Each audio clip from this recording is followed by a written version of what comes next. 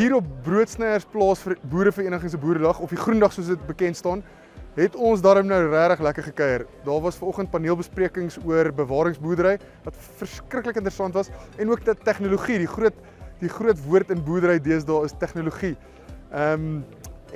Natuurlik kon ons verkyk aan die lekker en die mooi John Deere trekkers en al die mense wat die boerevereniging ondersteun. Ek moet sê, ek wat nou nie van hierdie area afkom nie, ek is verstom oor hoe die mielies hier lyk en hoe die sojas hier lyk en hoe groot die lande is.